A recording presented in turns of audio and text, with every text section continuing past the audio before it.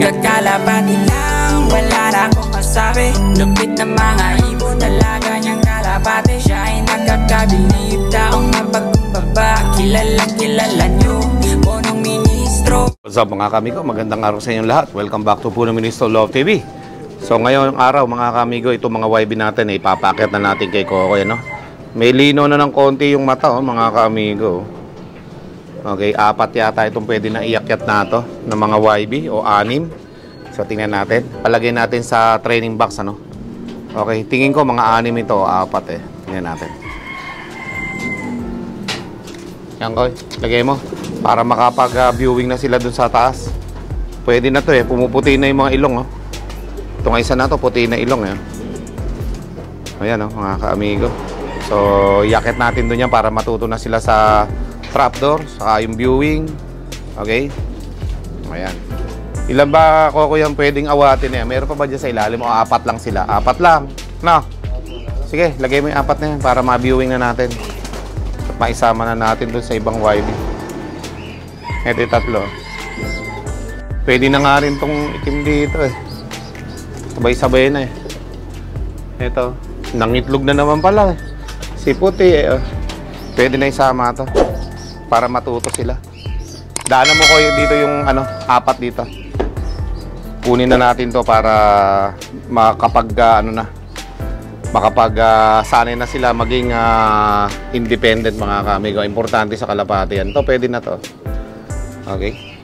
So ito, tsaka itong 2 dito. Malaki na rin yung nandito eh. Lilipad na rin to eh. Okay, so pagka kinuha natin tong 2 inakay na to, yung babae at lalaki na yun, inahin nilang puti, tapos na rin sila. Ibig sabihin, paghihiwalay na rin natin yan. Okay? Pati nandito sa ilalim, mga kamigo. Yan.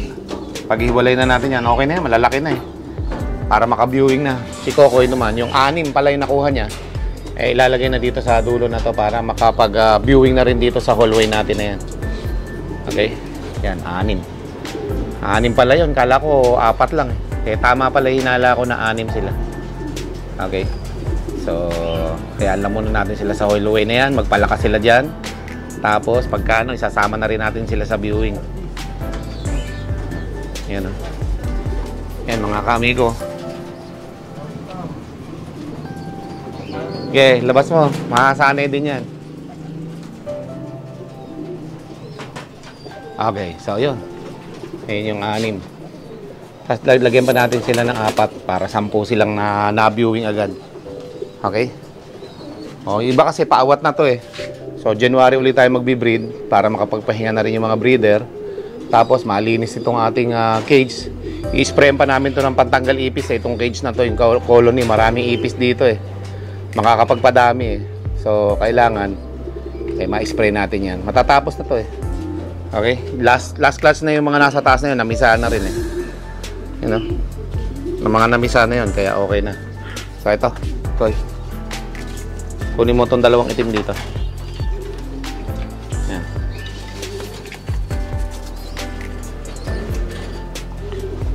Yan. Mga kulay itim.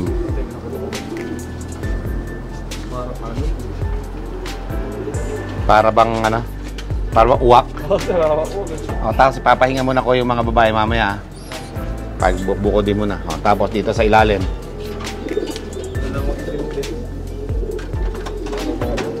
Nalista na rin ba natin yan? Sige, pwede mo na yan. Yan lang po at ang huli na ito. Okay na yan. Mga susunod na araw naman, ito naman ay awatin natin, mga kamigo. Anak ni Dagit. Ilang araw pa. Hindi kasi sabay-sabay nagkaano yan eh. Hindi kasi sabay-sabay na misa eh. At least ayun oh. Ganda. Kinis oh. Grabe, parang tisay na checkered dyan oh. Grabe, ganda oh. Okay. Akyat mo na yan. Susunod natin. Tapos mamaya kunin mo itong mga breeder. Pahinga mo ha. Saka yung puti. Para mabawasan na yun. Para tingnan natin dito sa hallway ngayon. Okay, so yun mga kamigo. Ganda pala ng isa dito. Kamukha ng babae. May black bar. Ito ang black bar. Bata pa lang oh. Black bar agad. Ayan. Tingnan natin yan. Ganda na ito eh. Black bar. Hindi ko nadampot. Pero ganda ng ilong niya oh. Ang pihira, kakaiba tong ibon na to ah. Parang may mararating itong ibon na to ah. Ganda ng ano niya oh. Ganda ng pwesto ng mukha niya. Kakaiba eh. Tapos ito naman. Ayan, sama-sama kayo dyan. Ayos oh mga kaamigo. Unang harvest natin sa Dilawang Singsing mga kaamigo ha. Sabay-sabay silang 10. Tapos may nauna sa kanilang kulay-pulay eh. Sa unang harvest natin ng dilaw, marami pang susunod dyan mga kaamigo. Okay? Yan o, Dilawang Singsing yan. Pang next year yan. Dyan hindi na tayo malilate mga kaamigo. Kasi, yung ating singsing na yan ay na-advance naman ngayon. Okay? Hindi na po pwede yung late lagi sa pagbibreed eh. Yan. Unang harvest sa Dilawang Singsing. Sa susunod yan mga kaamigo, lilipad na rin yan. Yan o, nagbiparan sila. Mga lalaki natin. Yan o. Yan o mga kaamigo, ganda ng mga kalapati natin o. Yan ang susunod naman na ano, na viewing natin doon. Lalaki na yun. Yun yung nasa baba na 4. Sanay na lumipad yun eh. Yung iba dito hindi pa sanay lumipad. Tulad ditong 4 na to, hindi pa sanay lumipad eh. Matututo na rito yan. Ito, bilib ako sa mukha nito isa na to. Ibang klase yung mukha nito. Laki ng talukap kaagad ng matay eh. Bata pa lang eh. Mga isang araw lang hindi kakain to si Black Bar. Tapos kakain na uli yan. Maliwanag na yung ibang mata nila oh. Hindi tulad ng mga ibang inakay, malabo pa. Sila medyo malinaw na oh. Sakto yan at mag-viewing sila rito sa ating hallway. Dito muna sila, tapos pag malalakas na silang dumapo dyan, saka natin sila ilalabas ano, doon sa may viewing. Dito muna sila. Dito na sila. Araw-gabi dito sila sa hallway. Nang makita nila yung labas na to. Aga-abot-abot na yan dito mga kaamigo. Ganda ng blue bar na yun, oh. Napakakinis. Yung maliwanag na blue bar mga kaamigo, yung nakakasilaw ng blue bar. Ano, kakaibang blue bar yan. Maputing blue bar eh. Maputing blue bar. Tulad no, no. Maputing blue bar. Yan. Tinitingin-tingin sila ngayon. So, ganyan lang yan. Sa una, hindi kakain. Mga isang araw hindi kakain yan. Pero yung mga sanay na, kakain na. Yung 4 dyan siguro kakain na. Yung 6, maybe hindi. Pwede ring oo. Pero matututo na yan mga kaamigo. Okay na yan. So sana maging maganda rin yung paglaki nito. Mga YB natin na to. At yung mga naka-viewing natin mga kaamigo. Okay? Dahil kasi yung mga naka-viewing natin na yon, yun naman ang susunod na ilalaban.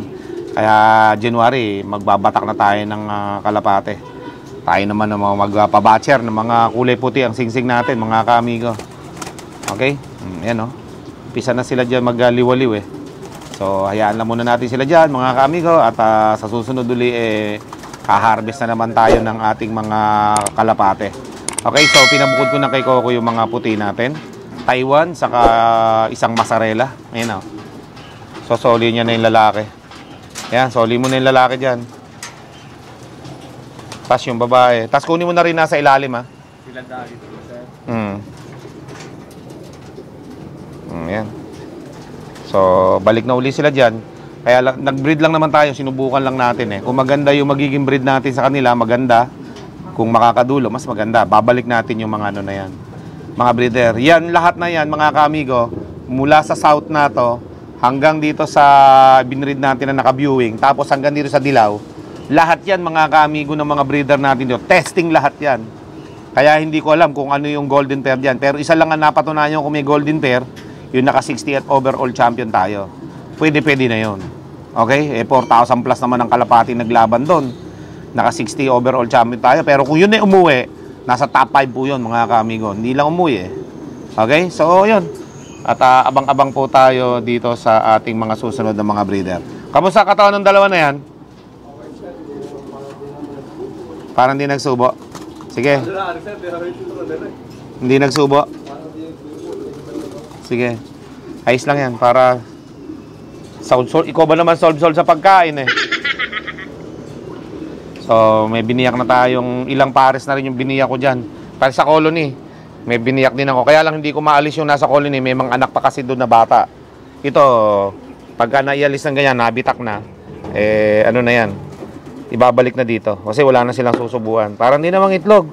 Napakalakas po ng gastos natin mga kamigo sa maintenance ng mga kalapate. Kaya hindi biro yung nag-aalaga ng kalapate. Mga newbie pansir dyan, ang bagsisimula. Pag-isipan nyo munang mabuti bago kayo mag-alaga ng mga pangkarerang kalapate. Hindi biro talaga gastos at pagod, puyat, sakripisyo. Nandyan na lahat yan. Okay? A few minutes later. Okay, so yan.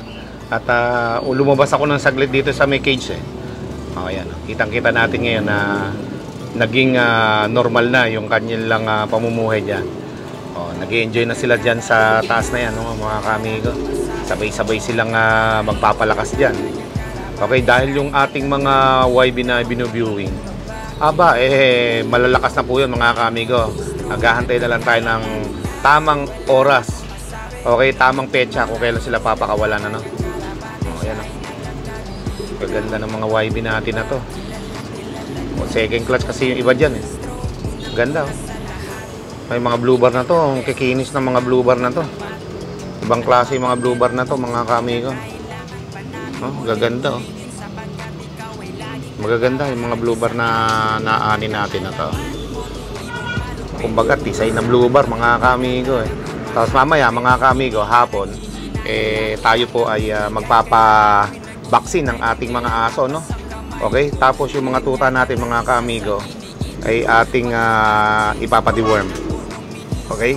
So, abangan nyo po yan. At meron tayong batang makikilala ngayon na taga Quezon, nakasama ni Doc, na subscriber natin, mga kamigo. Okay? At lagi din siyang nag-aalaga ng mga kalapate. Lagi daw dala yung mga kalapate, So ngayon, dahil maraming nirigalo sa atin yung bio research, ibibigay natin sa kanya yung isa nating ibon. Okay, abangan nyo po yan. With pedigree.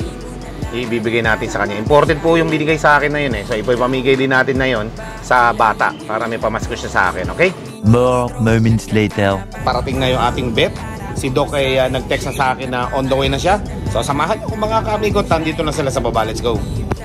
Pamasko ko na sa kanya to. No? Tapos may papel yan, mga kamigo.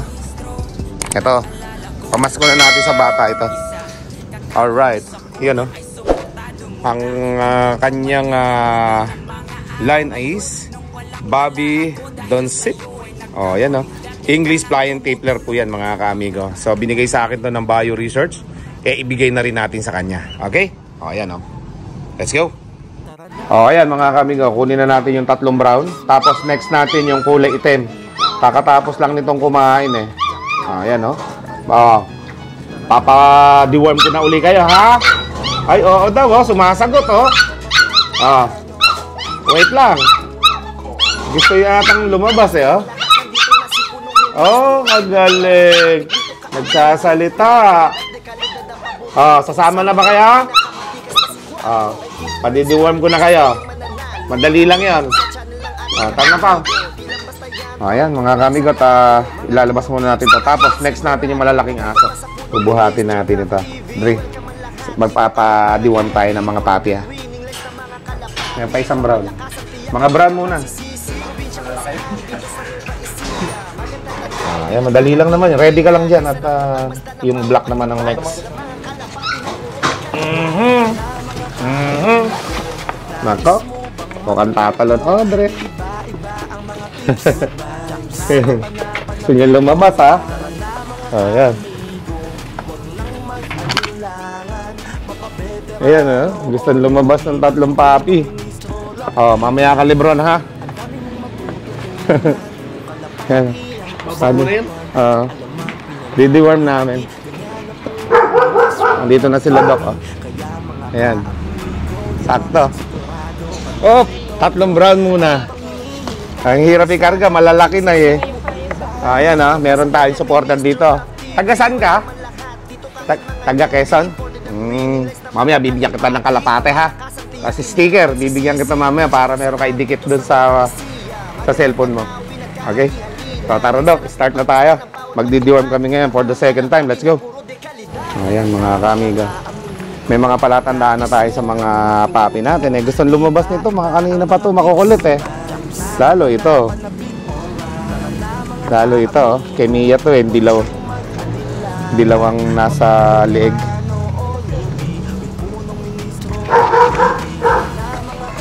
Yan. Tapos yung 4 na black next. Si Audrey, lumabas yun si Audrey. Yan. Tapos babaksinan na natin. Nagkakalapati ka? Napapanood mo ba ako? Hindi, marunong kang kumanta ng kanta ko. Ha? Bibigyan pa naman kita ng kalapati ngayon.